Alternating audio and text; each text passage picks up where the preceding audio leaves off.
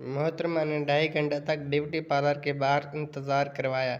जब मेकअप करवा कर वापस आई तो बेख्तियार हमारे मुंह से निकल पड़ा कि क्या अभी तक तुम्हारा नंबर नहीं आया। बस इसके बाद सुबह तक उनका मुंह बाल्टी जितना बना रहा। ईद के दिन सुबह से इनका मूड कदर बेहतर रहा। किचन में सेवियां, कबाब और बिरयानी बन रही थी। हम किचन में गए तो देखा कि मोहतरमा ने खुद पर भी आज खासी मेहनत की थी।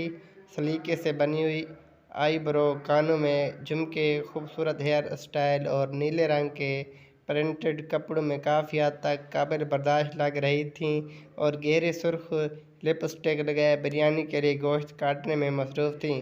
इनकी लिपस्टिक पर नज़र पड़ते ही गलती से फिर हमारे मुंह से निकल गया कि बिरयानी का गोश्त दांतों से काटा है क्या, या किसी का खून पिया है। अब की बार सज़ा के तौर पर खाने समेत चाय पर भी पाबंदी लग गई। खाना तो बन गया मगर हमें ना पूछा गया।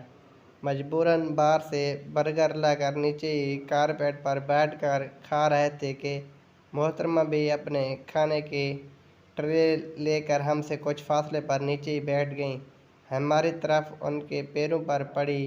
हमारी नज़र उनके पैरों पर पड़ी तो एक बार फिर बेख्तियार पूछ बैठे कि यह ब्यूटी पार्लर वाले पैरों पर मेकअप नहीं करते क्या।